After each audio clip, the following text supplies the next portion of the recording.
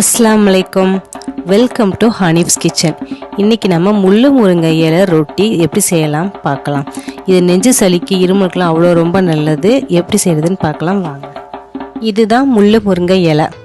இந்த இலையை நம்ம நல்லா ரொம்ப இலையாக எடுத்துக்கோங்க. ரொம்ப ஃப்ரெஷ்ஷான இலையாக எடுத்துக்கோங்க. அதுதான் ரொம்ப டேஸ்ட்டாக இருக்கும், நல்லாயிருக்கும். நெஞ்சு சளிக்கு இது ரொம்ப நல்லது. இதை எப்படி க்ளீன் பண்ணுறது நான் சொல்கிறேன்.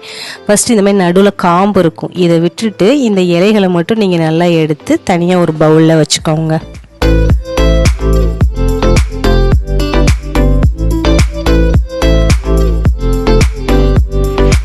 இப்போ ஃபுல்லாக நல்லா க்ளீன் பண்ணியாச்சு. இந்த இலையை இந்த மாதிரி ஃபுல்லாக க்ளீன் பண்ணிவிட்டு இதை நல்லா வாஷ் பண்ணிடுங்க. வாஷ் பண்ணிவிட்டு இதை நான் ஒரு மிக்ஸி ஜாரில் எடுத்து போட்டுடுறேன். அதுக்கப்புறம் துளசி இலை ஒரு 4 துளசி இலையை நான் இதோட சேர்த்துக்கிறேன். மிளகுத்தூள் ஒரு 1/4 டீஸ்பூன் இதோட நான் சேர்த்துக்கிறேன்.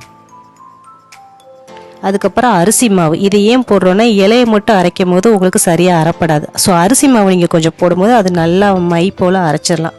ஸோ 1 டீஸ்பூன் அல்லது 1.5 டீஸ்பூன் போட்டு கொஞ்சம் தண்ணியும் சேர்த்து நல்லா மை போல் அரைச்சிடுவோம்.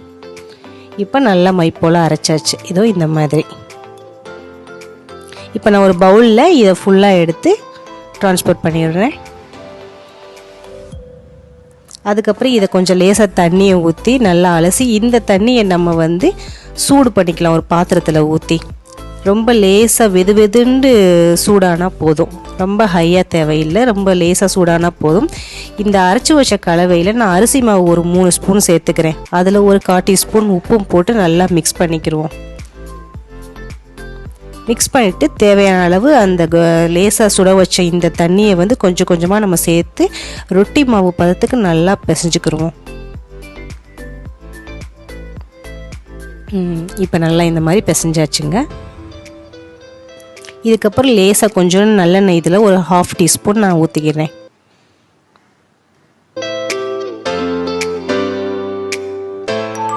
இப்போ மாவு ரெடி ஆகிடுச்சு ரொட்டி சுடுறதுக்கு. இதை நான் ஒரு 4 ரொட்டி சுடுறதுக்கு 4 உருண்டை நான் போட்டுக்கிறேன். இப்போ ஒரு ரொட்டி கட்டை மேலே ஒரு பாலித்தீன் கவரை நல்லா விரிச்சிடலாம். விரிச்சிட்டு இதில் கொஞ்சோண்டு நல்லெண்ணெய் போட்டு நல்லா தடவிடலாம். இதுக்கு மேலே நான் அந்த உருண்டையை வச்சு நல்லா ரொட்டி மாதிரி நல்லா தட்டணும். ஜஸ்ட் நீங்கள் கைகளால் எண்ணெயை தொட்டு நல்லா அப்படியே தட்டுனீங்கனாலே அழகாக ரொட்டி மாதிரி வந்துடும் உங்களுக்கு.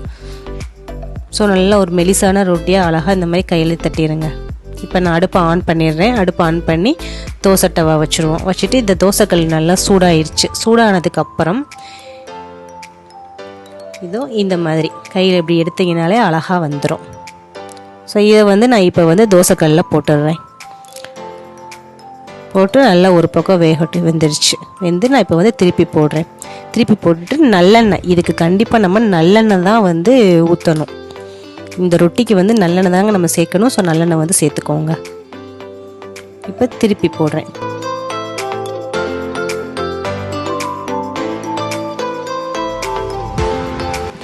நல்லா வெந்துருச்சு. இந்த 2 பக்கம் வெந்தோன்னா நான் இதை எடுத்துடுறேன். இப்போ ஒரு சுவையான டேஸ்டான முள்ளு முருங்கை இலை ரொட்டி ரெடி ஆகிடுச்சு. இதை குழந்தைகள்லேருந்து பெரியவங்கள்லேருந்து எல்லாருமே சாப்பிட்லாம். அவ்வளோ ருசியாக இருக்கும். நார்மலாக சும்மாவும் சாப்பிட்லாம், இந்த மாதிரி சுகர் வச்சும் சாப்பிட்லாம். நல்லா டேஸ்ட்டாக இருக்கும். நீங்கள் ட்ரை பண்ணி பாருங்கள், எப்படி இருக்குன்னு சொல்லுங்கள். நெஞ்சு சளிக்கு இருமலுக்கு ரொம்ப ரொம்ப நல்லது. இதை ட்ரை பண்ணி பாருங்கள். ட்ரை பண்ணி பார்த்துட்டு எப்படி இருந்துச்சுன்னு கமெண்ட் பாக்ஸில் ட்ராப் பண்ணுங்கள். அதுக்கப்புறம் நம்ம சேனலை சப்ஸ்கிரைப் பண்ணாட்டி சப்ஸ்கிரைப் பண்ணிடுங்க. அப்படியே பக்கத்தில் இருக்க பெல் ஐக்கானையும் ப்ரெஸ் பண்ணிடுங்க. அப்போ தான் நம்ம போட போகிற வீடியோஸ் எல்லாமே உங்களுக்கு உடனுக்குடன் வந்துடும். பார்த்து என்ஜாய் பண்ணுங்கள். தேங்க்யூ.